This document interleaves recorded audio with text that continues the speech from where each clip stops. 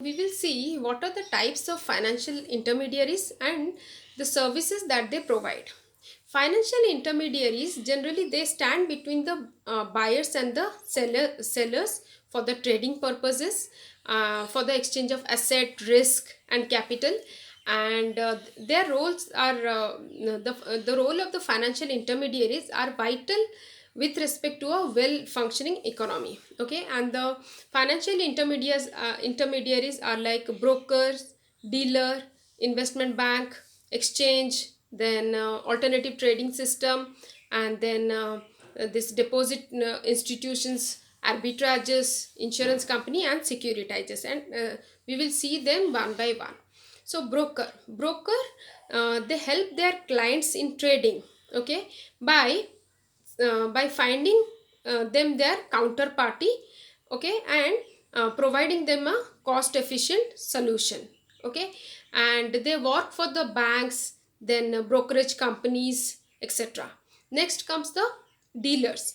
They same like brokers, they also do the trading, but they do the trading from their own inventory. Okay, so hence it creates a conflict of interest in between the broker and dealer, because broker they work for their clients to provide them a cost efficient deal, but the dealers they work for themselves from their own inventory. Okay, so it becomes in the long run it becomes difficult for the dealers to deal with the brokers.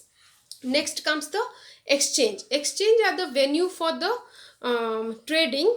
Exchange are the venue for the trading purposes. Okay, where traders they meet and do the training, do the trading. And here exchanges work like brokers only, and here they do the transactions electronically to match the prices. Okay, next comes the alternative trading system. These are they work as like exchanges only, but here there is no regulation or no regulatory system.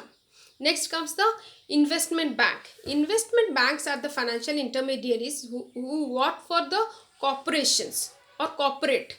Okay, they work for corporates to sell their common stock, preferred stock, and debt securities. Also they provide advisory services like mergers and acquisition, raising capital, etc. Okay, next comes the depository institution. Here the example of depository institutions are banks, credit unions, loans, and saving. Okay, so here how they function is like banks they take customer deposit. Okay, deposit from the customer, they give them the interest from the deposit, and from this deposit they provide the loans. Okay, they provide the loans to the customers, and they get from this providing loans they get multiple or diversified benefits out of it. That is how they function. Next comes the insurance companies. What they do, they take the policy premium from their clients. Okay, policy premiums in turn they provide them the risk reduction in the future if they meet with any unexpected risk they face in the future. So they provide the financial benefit out of it.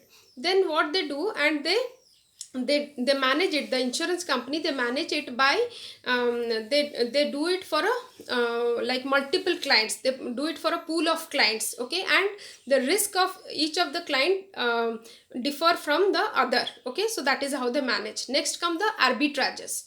Arbitrage is like buying a asset or security in one market at a lesser price and selling them at a higher price in another market. So here arbitrages play a role in getting the liquidity to the participants in the market. Okay, next comes the securitizers. Here the pool of securities. Okay, securitizers here they get the pool of securities or asset, and what they do, they give the interest. Okay, they sell the interest to the investors. Okay, and here the investors and they pay the after deduct they pay the investors after deducting the this fees, the maintenance fees. After deducting that, they pay it back to the investors. So that is how the securitization or securitizers, they function in the economy. So that is how the financial intermediaries role in the economy. Thank you very much.